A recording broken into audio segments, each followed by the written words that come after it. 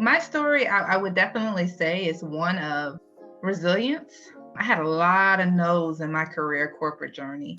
And when I say that is, I've had the pleasure to excel to where I am right now, but it required a lot of pivoting, a lot of lateral moves, a lot of building my own plan as to, where I want it to be.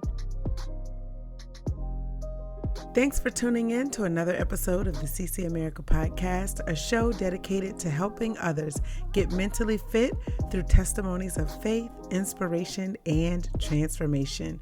We hope you enjoy the show. Welcome to another live taping of the CC America podcast. I am your host, Tomeria Jordan, and I have the amazing pleasure of welcoming to the CC America stage a great friend and former colleague, Mrs. TaQuonda Hill. TaQuonda Hill is an experienced IT transformation leader with expertise in digital strategy and organizational change management with over 15 years across professional and financial services industries. TaQuonda has worked for major Fortune 500 companies as well as top-tier Big 4 consulting firms. TaQuonda currently leads large-scale IT transformation programs for Delta Airlines across all IT portfolios and operations. TaQuonda has a passion for travel, serving her community, mentoring, leadership development, and is a proud member of Delta Sigma Theta Sorority Incorporated. I love it. TaQuonda Hill has attended Norfolk State University, Behold the Green and Gold.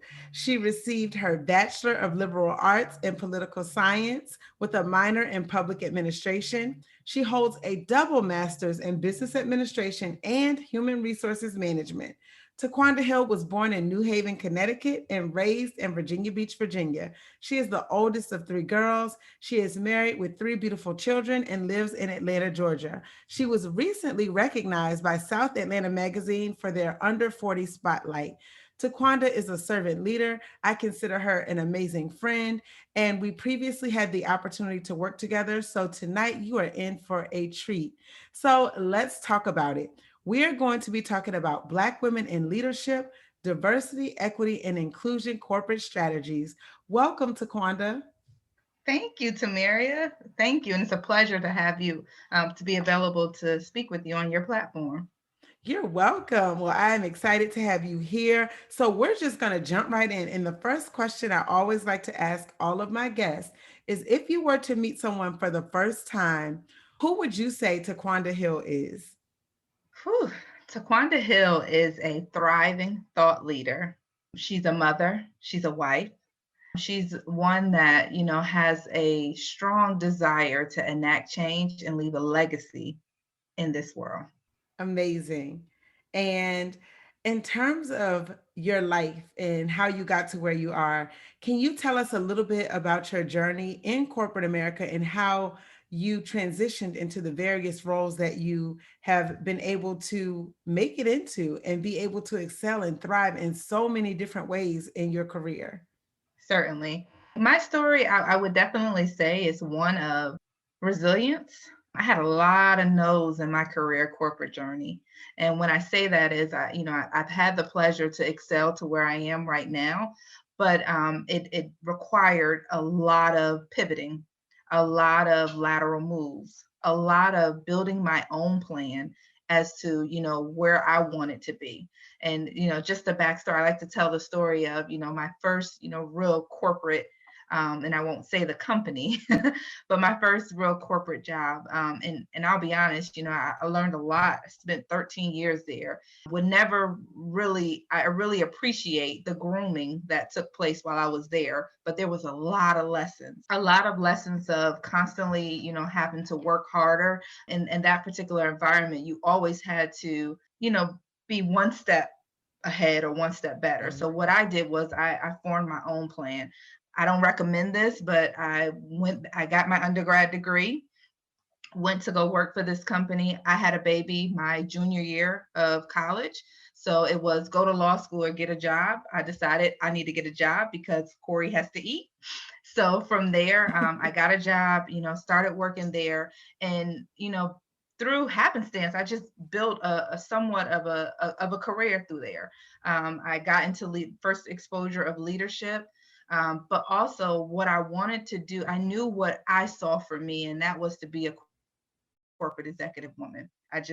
I hooked onto that from the beginning. There was a woman that I seen at my first job at the bank. I cannot think of her name, but what I can tell you is she always had on a suit, and her hair was blonde. And every time I seen her, she had a notepad. And I sat in a couple of her trainings, and something about her aura, how she carried herself, it just impressed me. And I told myself internally, I'm gonna be her one day. So from there, I knew I didn't have a plan. In corporate America, unfortunately, as a Black woman, you don't always get tapped on the shoulder with a mentor to sponsor you, to groom you. So you do some things on your own. And what I did was, and I don't recommend this, but it's part of my story, is I went back to school, accumulated a whole bunch of loans. I was like, okay, I'm gonna get a master's degree so they can't tell me no. So that positioned me a little bit. It allowed me to get into that leadership door. But even within that, there were still opportunities that I felt that I was ready for, but for whatever reason, I was always being told, no, well, you have to do this or you don't have to do that. So what do? I go get another master's degree.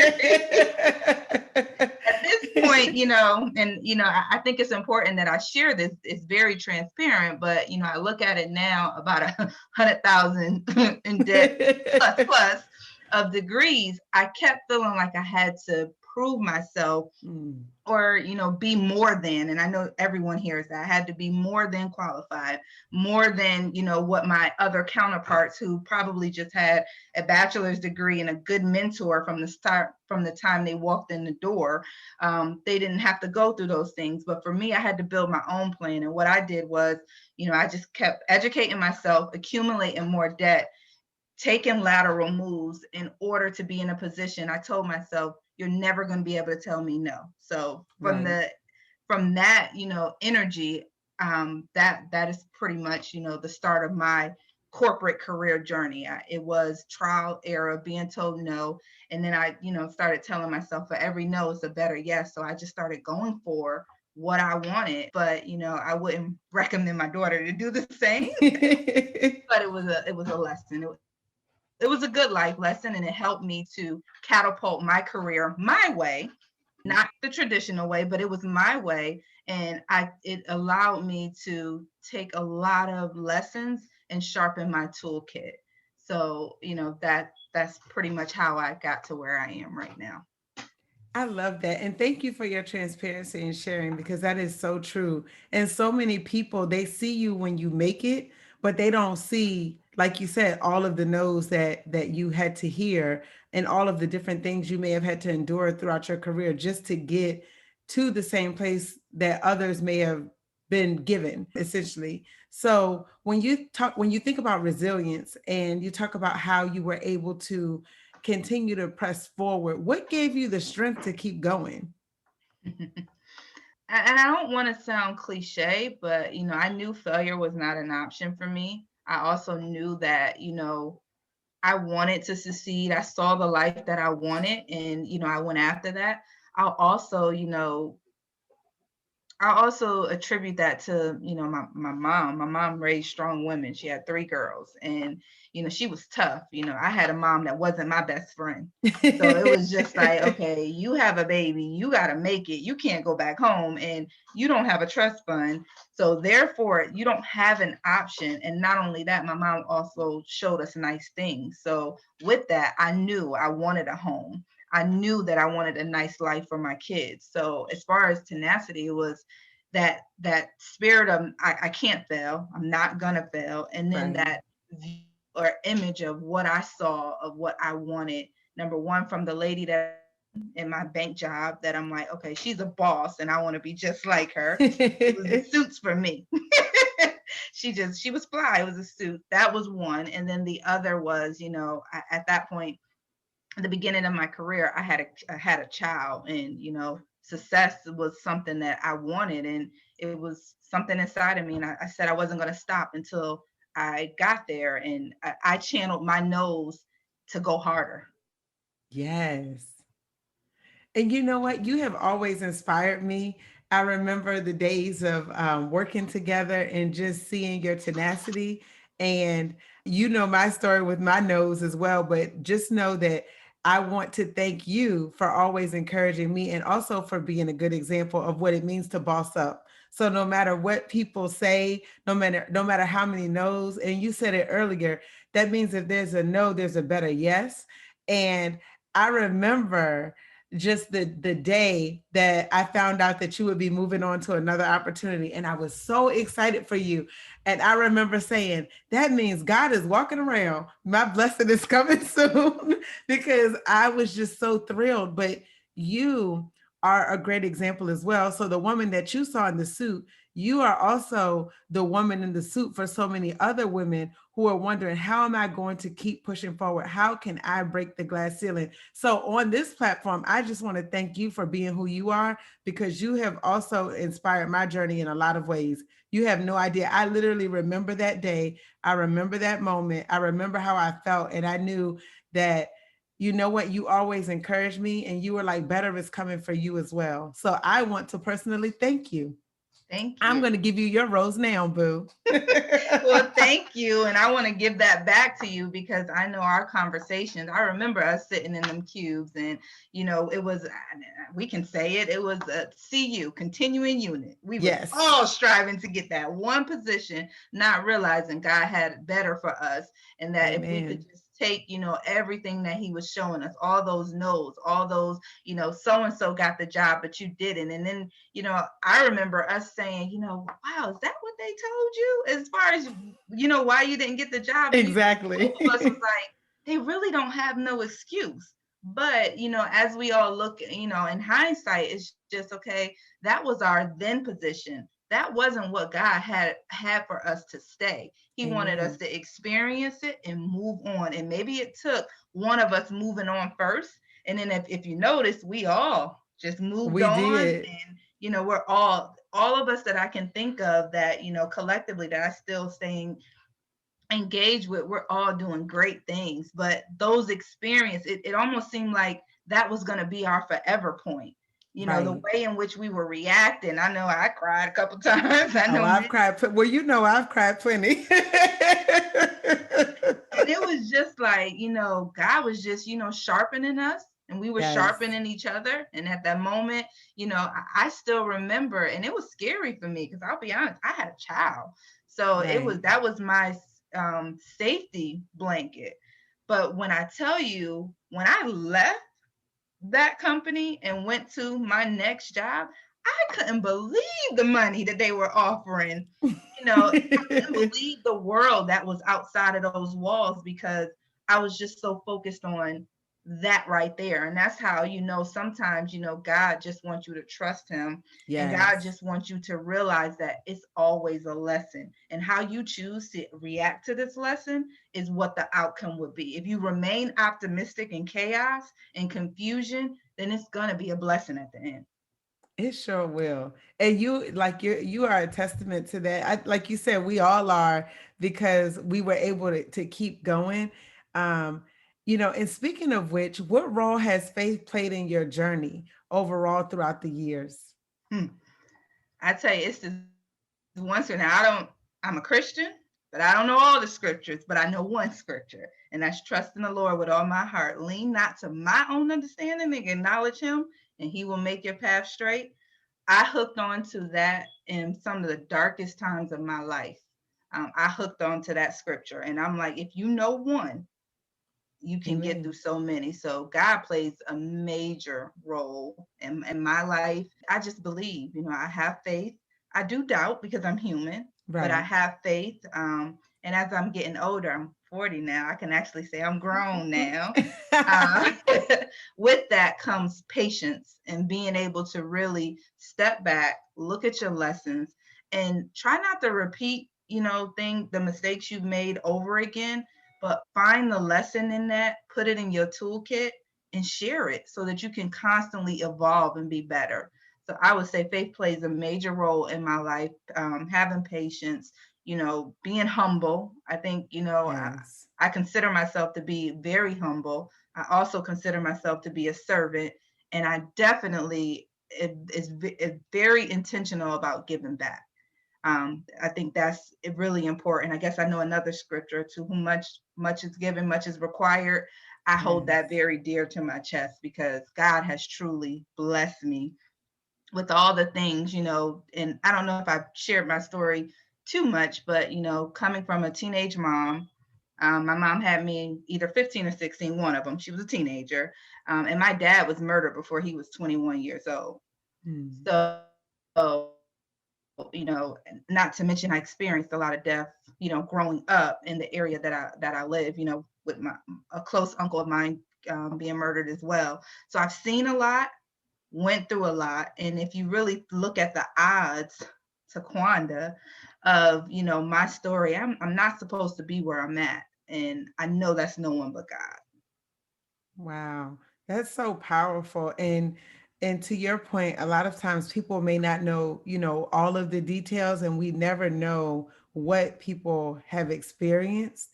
And and the unfortunate thing is sometimes people, especially in corporate America and just in life in general, it's the crabs in a barrel syndrome, unfortunately. And people want what they don't have, but they don't know what you went through to get to where you are. So thank you for your transparency, and sorry, that you had to go through that, because I can only imagine how tough that was for you. Mm-hmm. Yeah. Thank you. You're welcome. And the fact that you mentioned resilience, like you are resilient. So, what advice would you give to someone who might be going through a tough time and they can't really see their way through at this particular point? I would say, never give up hope, and use your story or whatever you're going to be your fuel, to not give up, to keep going, to know that it's better.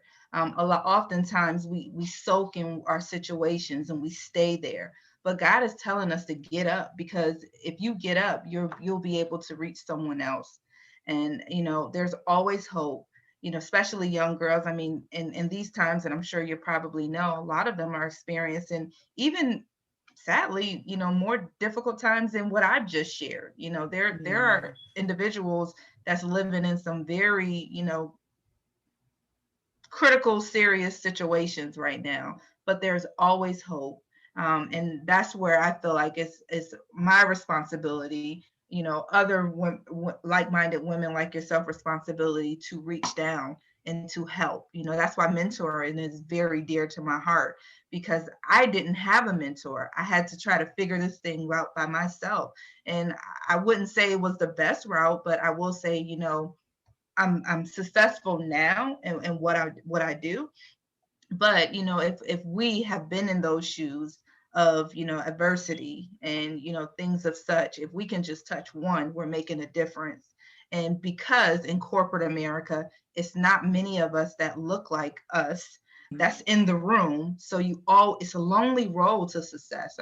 There's someone had shared that, I read something about, and it's a quote or something about how lonely it gets when you're trying to get to the top. That's a true saying, and that's in It any is. industry, especially as you talk about, Black women in leadership in fields such as IT, where, a lot of times you're the only one in the room, you're the only voice, you're sizing yourself up because, that little person on the shoulder is saying, are you even supposed to be here? Are you good enough?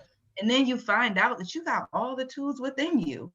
And those lessons, they only made you strong. Being Right. born, to a single mother, and, experiencing the murder of your father and loss, and, not living, I wouldn't say we were poor, but, you know, lower economic constraints or Right. whatever. A lot of that stuff makes you question, am I supposed to be here? You see what I'm Mm. saying? So, but once you get to that point and you start getting in the room and you realize I'm more than qualified, just my life experience alone has Amen. taught me and made me more strategic than you could ever be. My It's life so was true. so Chess, not checkers. exactly. I told someone recently, I'm like, strategy better than a Black woman. I'm sorry. We strategizing from the time we come out of our parents' womb all the way up in time, all the way up and all the way through up. So we own the word strategy. They try to use it against us. We actually Right. own. You need to be more strategic. Exactly. That is it, right? Like, what does that mean? How But specifically do I need to be more strategic? exactly. But yeah, so definitely I'd say giving back and making sure we're reaching down, and we're bringing other women along is very important to me. I love that. So, speaking of bringing other women along, and we're talking about moving the needle and really how companies can be more diverse and have more equity and inclusion, what are some of the strategies that you recommend to help companies and also to help individuals move that needle and really value their employees and be able to see, like you said, the strategy, or actually even be able to understand the benefits of having diverse perspectives in the room and at the table? Wow. So it's so much. But the first thing I would definitely say is we have to keep talking about it. We have to be transparent with ourselves as well as with our leadership teams. If you are in a position to hire, you have to, be willing as Black women to bring along other women. Representation is key, but more importantly than ever is we have to get more disruptive. We have to call it out. If we're sitting there and we see that it's the same faces, there's not diversity, at the table. We have to call it out and we have to question why. We have to start having those tough conversations. We have to start looking at the candidate pools because statistics show that African American women are the highest educated race at this point. We hold more master's degrees than any other race. So it's not a qualification issue anymore. It's really the behaviors in which we hire our hiring practices. So therefore, I would say if you're in position to hire, then you need to hold yourself accountable and you need to start asking questions. And then also, as you get further along at that senior leadership level, we need to start calling it out. Because to your point, if Yes. we're not having a diverse perspective and we're used to seeing just white men at the table, or even now, brown people at the table, it saying that we're diverse, and that there's no one else that looks like you, there's not a Tomeria, there's not a TaQuonda, then we want to ask why. Because the answer is not qualifications and we couldn't find anyone. That excuse is no longer relevant. So we need to start asking the difficult conversation and we need to disrupt. And when I say disrupt, it's no different than, get into some good trouble. We need to start disrupting behaviors that have been accepted and tolerated and start challenging that in a good way to say, there are candidates out here. Why aren't we hiring? Why doesn't anyone look like me but me in this room? That is a great point. Wow. You said a lot, and they are very important points. And I think when we think about history and we even think about how things that we've seen and experienced, a lot of times I think people are afraid to disrupt. So it's like technology. When Steve Jobs and Bill Gates started talking about the technologies that they thought of way back when, it was disruptive, but because people didn't understand it, it took them a while to grasp on. And there's so many things now, so many things throughout history that African Americans have created that disrupted history, but oftentimes that disruption gets covered. Mm-hmm. And so it's like you wonder, do people really hear? And I guess my question is, how do you ensure that when we are disrupting those spaces and we're having those conversations, that it goes beyond that room or beyond that individual? Because I know you and I both, we've had conversations in different places and, asked really good questions, but sometimes it doesn't go beyond that because everyone's not ready for that level of disruption. Right. If you follow where I'm going with that, it's like, it's, it's great. I think we should definitely have the conversation, but how do we push past the conversation to the change? it's like right now, I feel like there's so many diversity, equity, and inclusion conversations, um, and there's statements being made, but is the change happening behind the scenes? Is the Right. payroll being evaluated? Are the same benefits being provided? Right. For instance, relocation. Are Mm-hmm. we giving the same benefits to everyone? And student debt. Are we providing the same tuition reimbursement assistance? So, all of these things, what do you think we can do to move it beyond the conversation as well? So, one, to get them to listen, and then two, to get the change or the ball rolling as it relates to change. Right. The great point, great point. And we recently had this discussion within my company. Is it a moment or a movement? And we want a Ooh, movement because with a movement, then we are organizing around it. We are putting true strategies together that we can execute against actions. So really tying your strategic initiative to your business, whether it's your business OKRs or your KPIs, that's where you hold individuals accountable. And again, to your point, oftentimes you can raise it, you can be disruptive, but how do you know that? Can you measure it? Can you see it? So that's where where no one can really, and this is what I struggle with a little bit is you know your diversity issues. Everyone comes with different diversity issues. We know that. That's clear. You have our LGBTQ community right, that's dear to their heart. You have women in leadership that's there. You have black African Americans. That's right, another issue. Then there's a span of them. But right. what you have to do is you can't boil the ocean with everything. So you have to find out what the big rocks are within your organization. And even if it's some quick wins, meaning if representation is your issue, then organize and put some strategies around representation, whether that's in our hiring practices. If we see trends, do we need to have auditing? Do we need to have measures? Do we need to have step goals on who we hiring? Do we need to develop a sponsorship program to close the gap in representation? Those are some meaningful, quick, actionable items that we can do. Now, you raise a good point as far as pay. That is one where that may, if we're being honest, that may take a little time. Right. However, as women and as educated women, I like to say we need to be accountable and start owning our careers. There's this thing out Yes. there called Google. If you go online, you know what salaries are out there that are comparable. And we need to stop shying away from salary discussions. I'm going to just go on That's record to a say really great white point. men talk about how much money they want to make. As Black women, we feel like we take just what they give us. No, no, no, no, no. To your point, when you're negotiating a salary, ask about that relocation. Ask about helping to pay my house off because they do that too. Ask about student loan.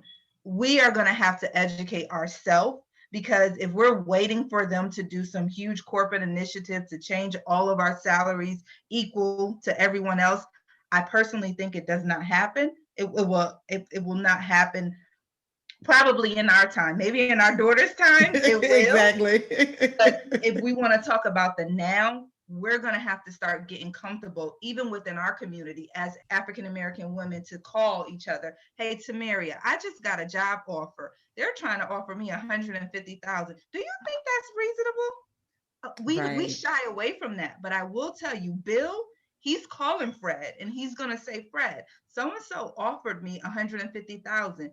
Was that reasonable? What else should I, ask for? We don't do That that. is so true. We don't do that. We shy away from those conversations. And I believe they know, we kind of shy because we always questioning whether we're good enough. But we've already removed the barrier of education. We can compete. We have a competitive advantage in education. So we should Right. be going after it all: the payroll, the salary, the relocation, the stock options, all of it is comparable to where you are. Now, again, that depends on where you are in your career. As Right. you're moving up the higher levels, your overall compensation package, you have more reach, you have more things to negotiate. If you're entry level, you might not have as much reach, but you do have your friend Google to look at what they're That's true. hiring at the next company across from you to do a comparison. You bring up a lot of great points. And it reminds me of what you said earlier about one breaking down that barrier of not thinking that you belong in the room or at the table. Because even for me, I will admit I have been nervous in my career to ask for what I think I deserve. And I found that I will, if I find out later on that I'm underpaid, that's when I'm like, oh, I deserve more. But it's not like I go in the door Right. feeling like I deserve more, knowing what I bring to the table. So I think that is a struggle for a lot of people, especially like women in general. I think it's a struggle because we, based on history, and what we feel about ourselves, or maybe experiences, or being told no, or being told, you don't have the qualifications, or you don't have the skills, or whatever we've been told, we start to internalize. And after a while, you start to believe it. But to your point earlier, we have to be willing to break that barrier. Once we break that barrier, and I remember you telling me a long time ago, you have to get to the point where they cannot tell you no. So you helped me in a lot of ways again, because you know what I did? I did go back to school, because every job I looked at required me to have a certain level of education. And I said, well, education will not stop me. Now Yeah. what's next? Experience will not stop me. And I promise you that came from you, because I remember our many conversations, and you encouraged me, and you said, don't let them tell you no. You check the box before you apply, Mhm. so that it's impossible for them to tell us no again. And so I remember that. And literally from that day forward, and I remember the year, it was 2011. Mhm. I started checking off my boxes, and I said, the same way that we need to get education in order to get to the next level, I'm going to use this time to get the experience, because I need that as well. So I thank you. And you're right. We should be having the conversations and doing the work. So hats off. What is one personal affirmation that you live by? You are more than enough. I I mean, love and that. I'm reading it as more than enough, destined for greatness. The one recently that I actually put the sticky here, fulfilled, unleashed risk taker who lives on purpose. I I read this love every it. day. I love it. That's awesome.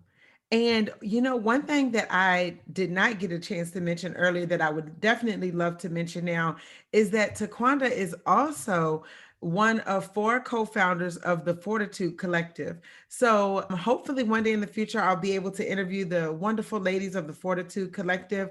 They recently hosted a event, and I'd love for TaQuonda to tell us more about the Fortitude Collective, and also the types of events that they will be sponsoring to really help empower the community and mentor women. Sure, definitely. So the Fortitude Collective, it was a conversation where, one of the founders, she called and was like, hey, I really want to put together a conference. And, I feel like, we should get a group of women to see if, to speak about, the things that we go through. And, we started having some phone calls, and one of the founders, we were kind of stuck on, just talking about how showing up in the room and being prepared and knowing that you have the tools, but still trying to question, whether or not you should be there. And then we all, kind of hooked on the I brought my chair. And I brought my chair is really, it's a battle cry for women who have a seat at the table to say, I brought my chair. Even if they didn't invite you, I brought it. And when I show up ready, able to deliver and empowered. So that's sort of our platform. I We love had it. our first conference virtual during the pandemic, and we had a little over 100 women show up, which was very exciting. We're in the process now of starting our planning season. We did our conference in February. We're actually going to be doing another one this February 2022, which should be in Nice. person. And we're also looking to do more podcasts, but our goal is to bring a army of women that's ready and equipped, that's, willing to bring other women along to show that, we're here, and we're bringing our chairs, and we're bringing our chairs ready and equipped to own every space that we occupy. Oh, that's beautiful. I love it. And the way that you said it just gave me chills. I'm like, okay, yes, yes, Fortitude Collective. And I love the name. So I am really excited to hear more about what you all are doing and to be able to support you all in any way that I can to get the word out. So before we wrap up tonight's show, I do want you to share with our guests how they can get in contact with you and also how they can connect with the Fortitude Collective. Sure. So I'll start with the Fortitude Collective. We do have Instagram. It's at thefortitudecollective.com. So that's one of our social media handles. We also have a Facebook handle where it's Fortitude Collective. So definitely, we do need to do a little bit better with posting, but we're working on operationalizing our brand so that we can, have more of that. But that is one way that you can reach us. And then as far as myself, TaQuonda Hill. I keep it simple. I go by my full name. The story behind that, I'll share that later. But if you just, my IG handle is at TaQuonda Hill. You can find me on Instagram as well as Facebook. Fantastic. Well, I want to thank you so much for your time tonight. And I know that this will be a blessing for our listeners. I know this has been a blessing for me and a good reminder to keep going no matter what challenges we may face, because we belong in the room as well. And I think once we remove that barrier, the sky is the limit. So I just thank you for taking time out of your busy schedule to come on and encourage our listeners wherever they are and whoever they are, that no matter what life has dealt them, that they can continue to move forward, they can continue to elevate and find purpose and meaning and be able to give back. So I just appreciate you. So thank you. Thank you. And on that note, good people, have a blessed evening. Good night. Thank you for tuning in to another episode of the CC America podcast. We appreciate you tuning in week after week and joining us for stories of faith, inspiration, and transformation. So that you never miss an update, please subscribe at www.ccamericapodcast.com. You can also follow us on all of our social media platforms at CC America LLC. You can also just search for CC America on Facebook, Instagram, YouTube, and TikTok. We hope that you are encouraged and inspired by this show. If so, please don't hesitate to share the episodes or let people know that you are listening so that they too can be inspired. We appreciate your support, and until next time, be blessed.